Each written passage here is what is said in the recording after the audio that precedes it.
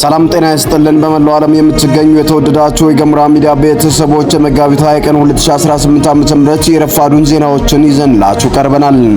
በቅድሚያም የአማራ ፋኖ ብሔራዊ ንቅናቄ ሊቀመንበር አርበኛ ዘመነ ካሴ ለአፍሪካ ህብረት ከፍተኛ ተወካይ የላኩት ደብዳቤ እንዲሁም የንቅናቄው ዲፕሎማሲያዊ ግስጋሴ ተስፋን ሰንቋል ተብሏል። ከዝርዝር የግንባር መረጃዎች ጋር እናስደምጣችኋለን። አገዛዙ የከተማዋን ማንነት ለማጥፋት የያዘው ስውር አጀንዳ በታሪክ ተመራማሪዎች ዘንድ ከፍተኛ ቁጣንም ቀስቅሷል። መረጃውንም ይዘናል። የተባበሩት መንግስታት ድርጅት በሱዳንና በኢትዮጵያ ድንበር ስለሚታየው አሰቃቂ ሰብአዊ ቀውስ አስቸኳይ ማስጠንቀቂያም ሰጥቷል። እናስደምጣችኋለን። ሰራዊት ፍቅሬ፣ ሰለሞን ቦጋልና ዳንኤል ተገኝን ጨምሮ 7 ታዋቂ ግለሰቦችን በ1.7 ቢሊዮን ብር ማጭበርበር ወንጀል መከሰሳቸው ተገለጸ። የመካከለኛው ምስራቅ ጦርነት እና በኢትዮጵያ የነዳጅ ማደያዎች ባዶ መቅረት ያለው ቀጥተኛ ግንኙነት ሲፈተሽ ስጋቱን ማይሏል። ውድ አድማጭ ተመልካቾቻችን አብራችሁን ልትቆዩ ከፈቀዳችሁ እነዚህን መረጃዎችን በዝርዝር የምናስደምጣችሁ ይሆናል። የገሞራ ሚዲያ ወቅታዊና ሐቀኛ መረጃዎች እንዲደርሷችሁ ቻናሉን ሰብስክራይብ፣ ላይክ እንዲሁም ሼር በማድረግ አሁኑኑ ቤተሰብ ይሁኑ። ፋኖ በቁጭ ከተማ በወሰደው የተቀናጀ ማጥቃት በአገዛዙ ጦር ላይ ከፍተኛ ሰብአዊና ቁሳዊ ኪሳራ ማድረሱን ታወቀም። ከዚሁ ጋር ተያይዞ በቆቦና በጅጋ ከተሞች የሚገኙ የአገዛዙ ታጣቂዎች ትጥቃቸውን ይዘው ፋኖን እየተቀላቀሉ ሲሆን የአማራ ፋኖ ብሔራዊ ንቅናቄ ሊቀመንበር አርበኛ ዘመነ ካሴ ለአፍሪካ ህብረት ከፍተኛ ተወካይ የላኩት የደስታ መግለጫ ደብዳቤም የፋኖ ዲፕሎማሲያዊ ብስለት ያሳየ ክስተትም ሆኗል። በአማራ ፋኖ ብሔራዊ ንቅናቄ ምዕራብ አማራ ቀጠና ቴዎድሮስ 109ኛ ኮር ላይ የሚገኘው 77ኛ ክፍለ ጦር 5ኛ ሬጅመንት በቁጭ ከተማ ተመሽጎ በሚገኘው የአገዛዙ ጦር ላይ ድንገተኛ ጥቃትም ሰንዝሯል። ትናንት ከቀኑ 8 ሰዓት ተኩል እስከ 10 ሰዓት ተኩል ድረስ ለ2 ሰዓታት በቆየው በዚሁ ብርቱ ተጋድሎ በፋኖ ብርሃኑ ሹመት የተመራው የፋኖ ኃይል የብልጽግና በርካታ የመከላከያ ሰራዊት አባላትን ሞትና ቁስለኛ አድርገዋል።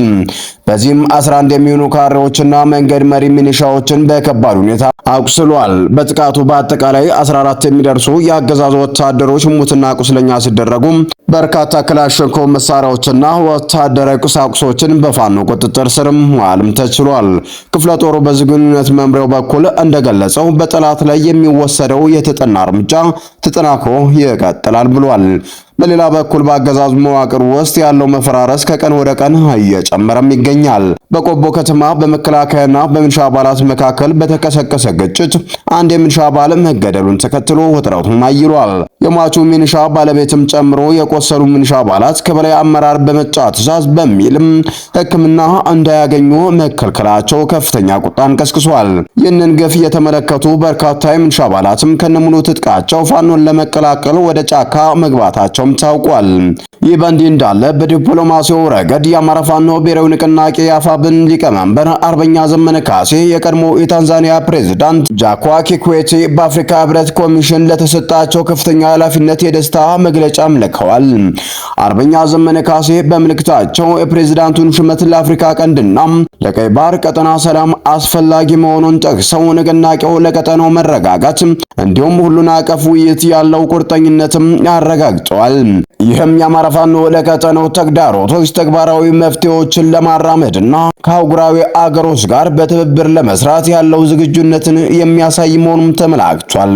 አገዛዙ የኮሪደር ልማት በሚል ስም የከተማዋን የታሪክ ማህደር እየሰረዘ ባለበት በዚህ ወቅት በቅርስነት የተመዘገበውንና ከቀደሙት ፈረሳዎች የተረፈው ይህ ህንፃ እንዲፈርስ መታዘዙ በታሪክ ተመራማሪዎችና በከተማዋ ነዋሪዎች ዘንድ ከፍተኛ ቁጭትና ተቃውሞም ቀስቅሷል። ከአዲስ አበባ ከተማ አስተዳደር በተገኘ መረጃ በፒያሳ እምብርት ላይ የሚገኘውና ከ90 ዓመት በላይ ዕድሜ ያስቆጠረው ሲኒማ ኢምፒር ያለበት ህንፃ እንዲፈርስ የመጨረሻ ውሳኔም ተላልፎበታል። ይህ ህንፃ በ1930ዎቹ መጀመሪያ በጣሊያን ወረራ ወቅት የተገነባና የኢትዮጵያ የኪነ ጥበብና የሲኒማ ታሪክ በውስጡ አዝሎ የቆየም ብቸኛ ቅርስ መሆኑም ተሰምቷል። ሲኒማ ኢምፒር በቅርስ ጥበቃ ባለስልጣናት መረጃ አንድ ተሰጥቶት በቅርስነት የተመዘገበ ቢሆንም የአሁኑ አገዛዝ ግን ለታሪክና ለቅርስ ካለው ግዴለሽነት የተነሳ ህንፃው እንዲፈርስም መወሰኑም ታውቋል። ህንፃው የፒያሳን ጥንታዊ ህንፃ ጥበብ ጠብቆ ከቆየና ከቅርብ ጊዜ የጅምላ ፈረሳ ተርፎ ከነበሩ ጥቂት ምልክቶችም አንዱም ነበር። የታሪክ ባለሙያዎች በኩል ልማት ማለት ታሪክን ጠብቆ ማዘመን እንጂ ታሪክን ደምስሶ ባዶ ሜዳ መፍጠር አይደለም የሚሉ ድምጾችም እየተሰሙም ነው። በተለይም በፒያሳ አካባቢ ቀደም ሲል የነበሩ በርካታ ታሪካዊ ቤቶችና የንግድ ተቋማት በግዴለሽነት መፍረሳቸው የሚታወስ ሲሆን አሁን ደግሞ የኪነ ጥበብ መዲና የሆነው አምፒርም ተራውም ደርሷል። የከተማ ነዋሪዎችም የልጅነት ትዝታችንና የከተማ መታወቂያ የሆነው ህንፃ መፍረስ የለበትም በማለት በህዝብ መድረኮችና በማህበራዊ ሚዲያም ስጋታቸውን እየገለጹም ይገኛሉ። ይሁን እንጂ አገዛዙ የባለሙያዎችን ምክርና የህዝብን አቤቱታ ወደ ጎን በመተው የከተማዋን የታሪክ አሻራዎች የማጥፋት ዘመቻውን አጠናክሮ መቀጠሉንም የገሞራ ሚዲያ የዜና ምንጮችም አረጋግጠዋል። በተያዘም ሰራዊት ፍቅሬ፣ ዳንኤል ተገኝና ሰለሞን ቦጋለን ጨምሮ 7 ታዋቂ ሰዎች የማጭበርበር ወንጀል ፈጽመዋል በሚል ክስ ተመሰረተባቸው። ፌዴራል ፖሊስ የተሰኘው የአገዛዙ የጸጥታ ተቋም ፊንቴክ በተባለና የብዙዎችን ገንዘብ ባጭበረበረው ተቋም ላይ እንዲሁም ተቋሙን በተጋነነ ማስታወቂያ አስተዋውቋቸዋል ባላቸው አርቲስቶች ላይ ክስ መመስረቱንም አስታውቋል። እያንዳንዱ አርቲስቶችም አሁን ባለው የገበያ ዋጋ 8 ሚሊዮን ብር የሚያወጣ የዋይድ ሶንግ ፕላስ የመኪና ስጦታ ተቀብሏል ብለዋል። ክሱም የ1.7 ቢሊዮን ብር ማጭበርበር የተፈጸመበት ነው ሲል ነው የገለጸው። ፌዴራል ፖሊስ ፊንቴክ ኢንቨስትመንት ድርጅትና ግብረ አበሮቹ ላይ ይፈጽመውታል ባለው ከፍተኛ የገንዘብ ማጭበርበር ምርመራም አጠናቆ ክስ መመስረቱንም አስታውቋል።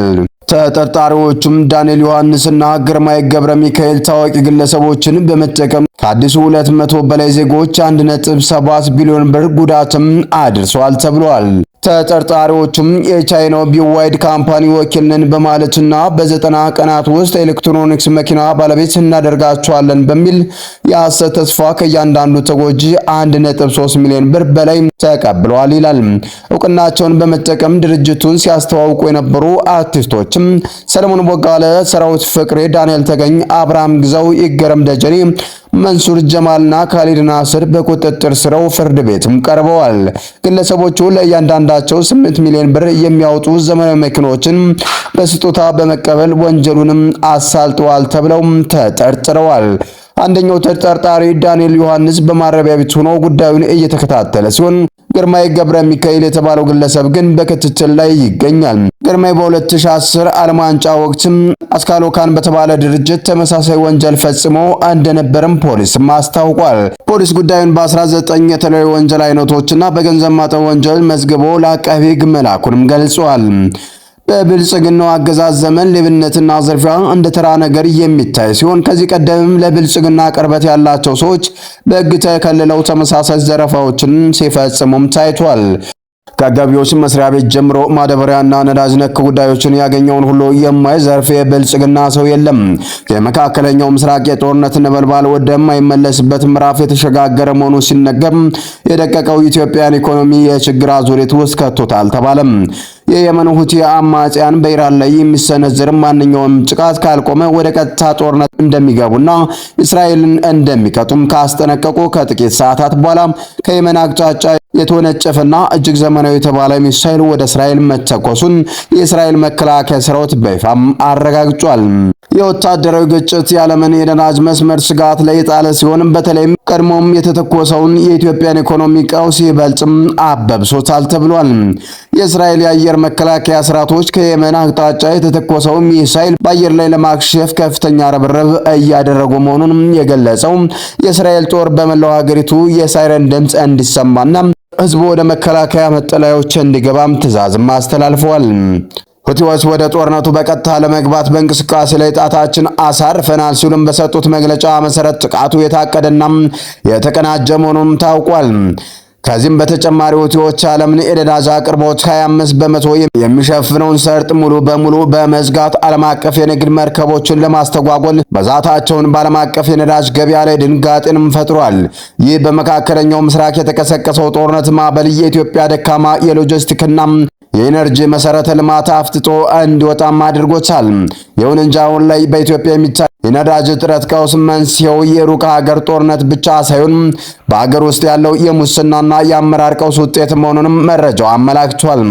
አገዛዙ የራሱን ቤት ሳያጸዳ ከጥቁር ገበያ አልተርፍ የሚያብሱ በሙስና የጠገቡ ከፍተኛ ውሳኔ ሰጪዎች ሳይቆጣጠር የቀረበውን የነዳጅ እጥረት ምክንያት ህዝቡን ለከፋ እንግልትም ዳርጎታል። በአሁኑ ወቅት ከጎንደር እስከ ጅማ፣ ከአምቦ እስከ ሐዋሳ፣ ከቢሾፍቱ እስከ መቀሌ ባሉ ከተሞች የነዳጅ ምሮሮች በከፍተኛ ሁኔታ እየተሰሙም ይገኛሉ። የነዳጅ ማደያዎች ለቀናት ባዶአቸውን እየዋሉ ሲሆን በትራንስፖርት እጥረት ሳቢያ የሸቀጦች ዋጋ በከፍተኛ ሁኔታም ኑሯል። አንድ ስማቸው እንዳይጠቀስ የፈለጉ የኢኮኖሚ ታዛቢ እንደገለጹት ኢትዮጵያ ልትቆጣጠረው በማትችለው የሩቅ ሀገር ጦርነትና እስካሁን ልትሸፍነው ባልቻለችው የሀገር ውስጥ የሙስና መረብ መገናኛ ላይ ቆማለችም ሲሉም ተናግረዋል። አገዛዙ የነዳጅ እጥረቱን እንደ ፖለቲካዊ መሳሪያ እየተጠቀመበት ነው የሚሉም ወቀሳዎችም እየበረቱ ወጥተዋል። ሰላም ጤና ይስጥልን። የተወደዳችሁና የተከበራችሁ የሚዲያችን ቤተሰቦች ለሰዓቱ የነበሩን መረጃዎች እነዚህን ይመስሉ ነበር። በሌላ መረጃዎች እስከምንገናኝ በያላችሁበት ሰላም ቆዩልን።